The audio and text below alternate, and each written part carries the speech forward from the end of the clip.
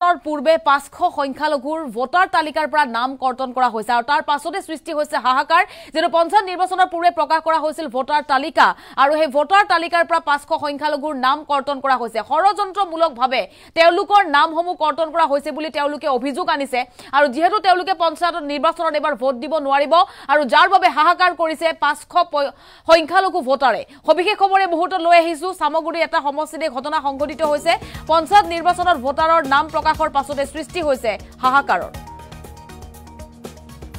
কৰ্তন হল 500 সংখ্যালঘু ভোটাৰৰ নাম ভোটাৰ তালিকাৰ পৰা 500 জনকৈ লোকৰ নাম কৰ্তন কৰা হৈছে ভোট দিবলৈ নাপাব নাম কৰ্তন হোৱা এই সকল ভোটাৰে তালিকাত নাম নেদেখি হতবাক সামগুৰিৰ 500 ভোটাৰৰ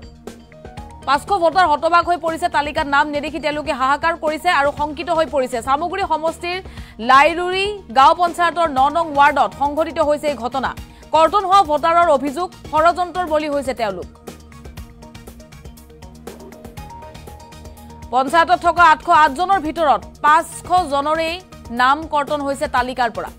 808 জন আছিল পঞ্চায়তটোত আৰু 500 জনৰে নাম কৰ্তন হৈছে পঞ্চায়ত সচিবৰ কাক চাপিও সুফল নোপোৱাৰ অভিযোগ আনিছে লোকসকলে পঞ্চায়ত নিৰ্বাচনত ভোটাৰৰ নাম প্ৰকাশৰ পাছতে সৃষ্টি হৈছে হাহাকাৰ আৰু সামগুৰিৰে ঘটনা সংঘটিত হৈছে সমাগত যেহেতু পঞ্চায়ত নিৰ্বাচন মুখ্যমন্ত্ৰী ডক্টৰ হিমন্ত বিশ্ব শৰ্মাই সময়মতে পঞ্চায়ত নিৰ্বাচন অনুষ্ঠিত হ'ব বুলি ইতিমধ্যে স্পষ্টীকৰণ দিছে আৰু ফেব্ৰুৱাৰীৰ 10 তাৰিখৰ পূৰ্বে পঞ্চায়ত নিৰ্বাচন সম্পন্ন হ'ব বুলি জনাইছে মুখ্যমন্ত্ৰীয়ে জানুৱাৰীৰ মাজভাগত প্ৰকাশ পাব নিৰ্বাচনৰ অধিসূচনা পঞ্চায়ত নিৰ্বাচনৰ পূৰ্বে দেখিবলৈ পোৱা গৈছে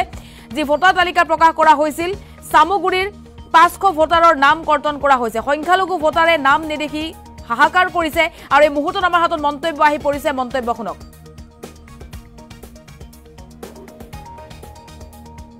ইলেকশন থৈ পেলাই আজি আমি এটা চিন্তিত বিষয়ত পৰিছো যে আজি আমাৰ 800 ভোটৰ পৰা 500 ভোট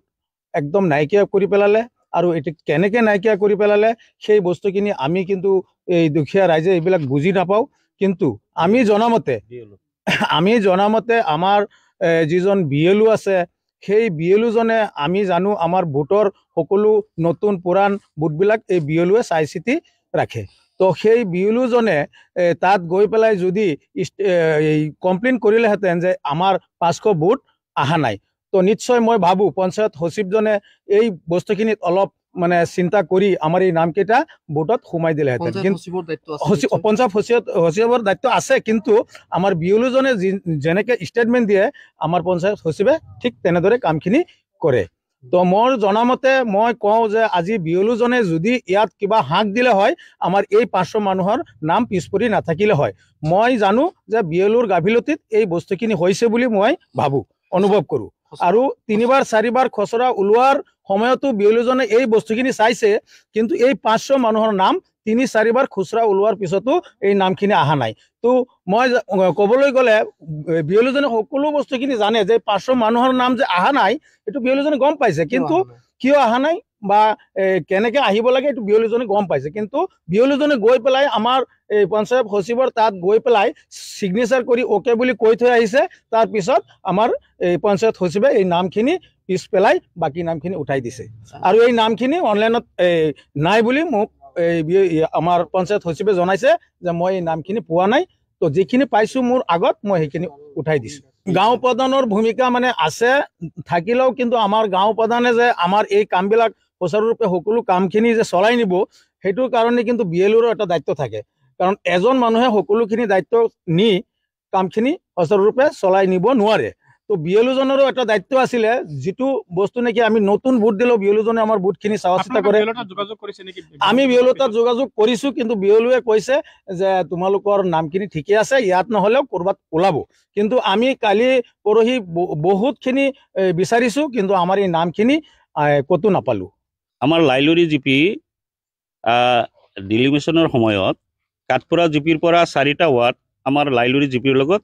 সংলগ্ন হৈছিল যোগ হৈছিল তো এটা জিপিত আৰু 14টা ৱাৰ্ড হ'ব নোৱাৰে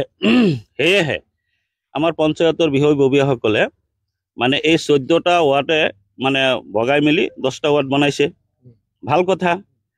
তো বনোৱাৰ পিছত খচৰা ওলাইছে সিহঁতে চাই চিতি বনাইছে দুবাৰকে খচৰা ওলালে সিহঁতে চাইছে আমি সাধাৰণ ৰাইজ আমি তো আৰু ভোট দিয়াৰ মানুহে আমি ভোটহে দিওঁ গতিকে ইয়াৰ পিছত 28 তাৰিখে যেতিয়া ফাইনেল লিষ্টটো ওলোৱাৰ পিছত আমি গম পালোঁ যে পূৰ্বৰ যিটো লাইলুৰি 9 নম্বৰ ৱাৰ্ড আছিলে, সেই 9 নম্বৰ ৱাৰ্ডৰ পৰা 808টা বুথ আছিলে, তাত মানে 300মান বুথ মানে আমাৰ বেলেগ এটা ৱাৰ্ডত যোগ হৈছে, আৰু বাকী 500 বুথ মানে ডিলেট হৈ গ'ল, নাইকিয়া হৈ গ'ল। আমি গোটেই পঞ্চায়তৰ যিমান ৱাৰ্ড আছিলে গোটেইকেইটা ৱাৰ্ডত আমি মানে চাইছোঁ, আৰু কোনো ৱাৰ্ডত মানে এই 500 মানুহৰ নাম অন্তৰ্ভুক্ত হোৱা নাই। আমাৰ এনেকুৱা দুখ পাইছোঁ আমি যে আমি 500 মানুহে আমি ভোট দিব নোৱাৰিম,